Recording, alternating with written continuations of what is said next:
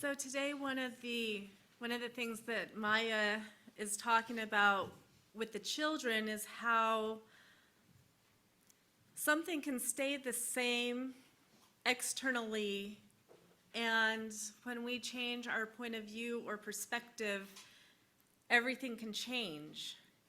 And looking at this world this week, I realized that literally just happened for me this morning. And when I got here this morning, Wendy and Trent had just arrived, and I went downstairs to Wendy and I said, what do I do? Because this is Easter and it's a UU church, and I'm kind of feeling a little bit upset and angry at some of the things that are going on in the world. And am I hopeful today or am I angry? What do I do? And she was like, well, Wendy, I think maybe, it's Easter, maybe a little bit of hope could be helpful. But what happened was, it was like what Maya was talking about with the kids, because then all of a sudden I was like, well, this is exactly what Easter is about, that it's not an either or. Life is not all good or all bad or all dark or all light. It is life. And it all comes together in one package. And so there can be hope in the darkness, and there can be joy in the pain, and there can be love in the anger. And all of a sudden, I realized that I actually do have an Easter message, because that is what Easter is about. And I was thinking about this week. Holy Week is always so interesting because so much can happen in one week. And, last week in Christian churches, it was Palm Sunday, and Jesus is riding in, and everybody is thinking that he's going to be their new king and their savior, and they love him, and a week later, he's no longer even really alive. And I was thinking about what was going on in the world in this week, in our world, in the year 2024, and we have wars going on. We have Russia and Ukraine. We have what's happening in Gaza. We have a bridge that was there and stable, and in about 3 seconds, it was just gone. And in that 3 seconds, 6 lives were gone with it, and how many other lives were changed and transformed instantaneously, because we live in this dichotomy that nothing is totally given, nothing is for sure. There is the joy, there is the pain, and what do we do about that? And what was the purpose and the point of Jesus coming to the world 2,000 years ago? And that's what I've been thinking about this week. And what does it mean for organized religion? What does it mean for those of us who would say that we're spiritual but not religious? What does it mean for people who are science-minded? And what was the message? And so what I realize, at least the way that I understand the role of Jesus all these 2,000 years ago, is that my understanding is that Jesus came as an example and an expression of universal love.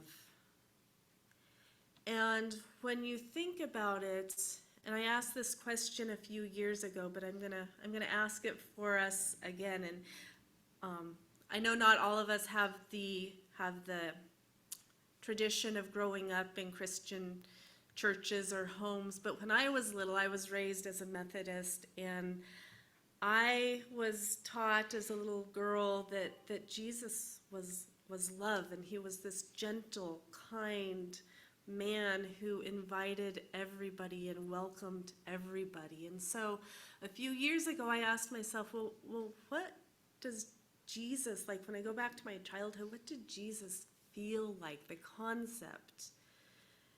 And when I closed my eyes, the answer I came up with was love. The Jesus that I was taught to know feels like love at every expression. And it was this beautiful, gentle man who could see beyond the appearance in front of him to the essence of the human being inside who he was looking at. And he said, "Let the children come to me. Let me see holiness and beauty in that woman that other people are wanting to stone. Let me see the beauty beyond that leper's horribly painful looking skin." This was the Jesus I was raised to know, as an example, a role model of perfect, embodied love being expressed in a human form. And this reflection gave me an aha moment, because what I realized, and I've shared this over the years, but what happened when Jesus came into the world was he brought with him a level of consciousness that, while always existing, because all levels of consciousness always exist, but this level that he brought in with him into his incarnation had not yet been expressed in that part of the world at that point in time.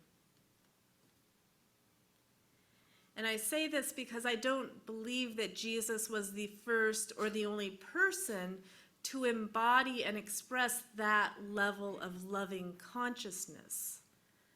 500 years earlier, a prince named Siddhartha, later to be known as the Buddha, exhibited a similar understanding of ultimate reality to people 500 years in a different part of the world. But it was that consciousness which these two beings brought into the world. It was the expression of that consciousness that changed the world. And it's the expression and the embodiment of that consciousness, that loving, unconditional consciousness, that will guide us and help us change the world that we live in the year 2024.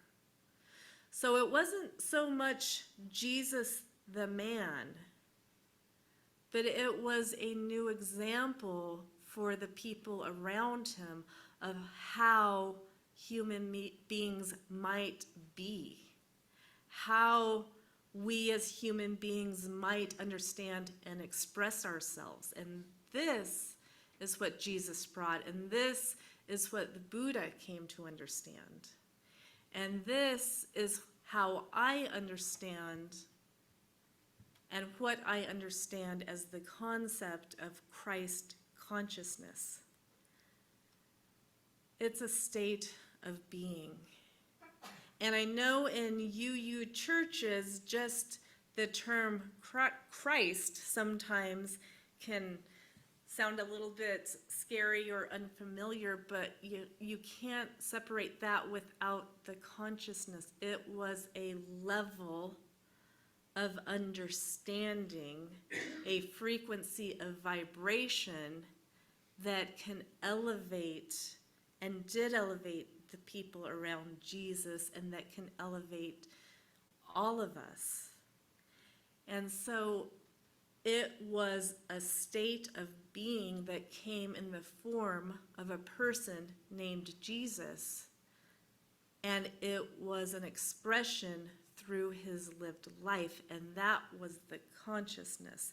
And to me, that is sort of what the whole message of Easter is about. It's not, for me, about whether it was literal or not, or what is a resurrection and what happens when we die.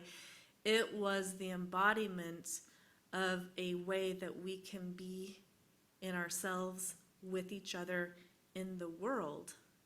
And it was expressed through this person, which means it became real because it was experienced, which means that that level of consciousness has been demonstrated that it exists. And if it exists, it can be tapped into for those of us who choose to tap into it. The message of Jesus throughout his teachings, he often said, "These things and more shall you also do." He didn't come in and say, "It's only me." He didn't say, "Nobody else can do it, follow me because I'm the only one." He said, at least the way I understand it, he was saying, this is possible for everybody. And if you don't believe in yourself right now, if you don't believe in your own inherent ability to express the way that I'm expressing, that's okay. You don't have to have it figured out, but I'm going to be an example. I'm going to be a role model, and if you can't believe it for yourself, at least let me be a demonstration of what is possible. And as you move through your own spiritual growth in your own life path, maybe you won't need to totally rely on me because these things and more shall you also do. But until you're able to embrace that for yourself, let me be an example and a role model. And I believe that that's what Buddha did. I believe that that's what Muhammad did. It is not relegated to one faith tradition or one religion throughout all of history. It is the example and role model of people who come into this world to be and demonstrate that. So it wasn't ego worship he was talking about. It was the expressed alignment with something called love. I and the Father are one. Alignment. Theodore Parker is one of the fathers of Unitarian thought, and he wrote in one of his classic sermons, "The Transient and Permanent in Christianity." He wrote, "The Word that was before Abraham in the very beginning will not change, for that word is truth. From this Jesus subtracted nothing, to this he added nothing." Because truth just is what it is. People can discover it, people can embody it, people can express it in the form of love, but we don't change it because it is what it is. Jesus came into the world to demonstrate how to express it and embody it and acknowledge it. But it was there before Buddha. It was there before Jesus. It will be there well beyond any of us. And our gift, our journey, is how well we get to recognize, embody, and express it in our own short, finite lives. Love is love. It's just there waiting for it to be tapped into. And one of my favorite books that I came across actually almost 30 years ago, and I've quoted from this book over the years, is a book from Marlo Morgan called "The Mutant Message Down Under." And she went on a walkabout with one of the last Aborigine tribes in Australia. And during the course of this journey with them, she, coming from the Western culture, had asked this group of people if they had ever heard of Jesus. And the answer she got was so moving to me. She said they answered them, "Certainly, I was told, the missionaries taught Jesus is the Son of God, our eldest brother, divine oneness in human form. He receives the greatest veneration." And then they went on to say, but oneness came to the earth many years ago to tell, and the Aborigines in this book referred to Western culture kind of as the mutants, so because they feel like we've kind of lost our path a little bit. So she said, oneness came to earth many years ago to tell the mutants how to live, what they had forgotten. Jesus did not come to the real people tribe. He certainly could have. We were right here, but it wasn't our message. It didn't apply to us because we have not forgotten. We were already living his truth. I want us to sit with that a little bit. It's not that he had a new message or a unique message, because it is what it is. Truth is eternal. And yet the message, the messengers throughout history are going to come and arrive where people need to hear it. He wasn't needing to come to this Aborigine tribe because they were already and still deeply connected to each other. They were deeply connected to nature. They were deeply connected to their own ultimate reality. Jesus could have come to visit them, but he would have just been one of them, connected with them to show and express that love. He would have been welcomed, but he wouldn't have changed their world because their world was already living in that paradigm. So he came to a group of people that had forgotten that message. And that was what was revelatory. They said it didn't apply to us because we were already living that truth. And so over the years, all of us who have been here for more than about, 5, 6, 7, 8, 9, 20 years, realize that we've had over the years our ups and our downs, and as a Western society, as human beings, sometimes we're doing okay and sometimes we're kind of missing the mark. And when we're missing the mark, it can be kind of hard, it can be kind of scary, we can get kind of angry. And that's what I was feeling this morning when I was thinking about, well, what am I gonna say on this Easter Sunday, when it feels like so many of our friends and neighbors and family and community and even us are maybe missing the mark a little bit. And then I realized, well, that's exactly what the story is that they were missing the mark 2,000 years ago. And yet there was still truth, there was still love, there was still connection, and there was still hope. And so as we enter into whatever the next few years is going to be for us, we can miss the mark, and we will miss the mark, and our friends and our family and our neighbors are going to miss the mark.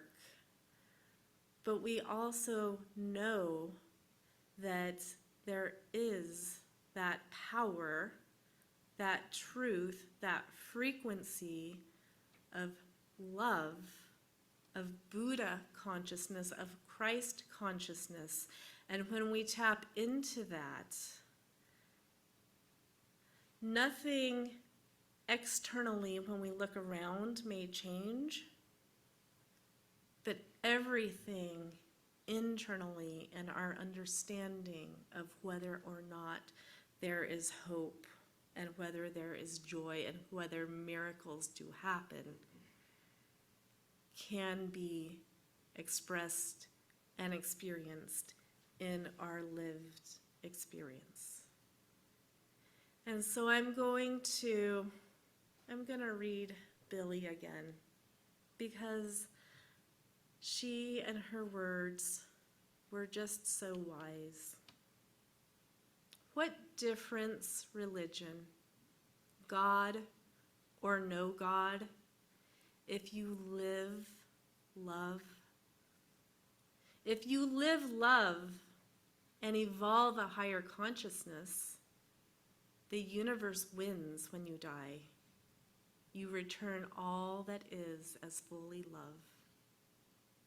If this is not the case, and you live love and return to free energy and elements when you die, then the universe wins as all that is receives particles of love. And if you believe in God and live love, the universe wins as you return it to your God as love when you die. Live love and let the universe and all that is win. This is what Easter is about. Let us sing in your Till hymnal number 1031, Filled with Loving Kindness.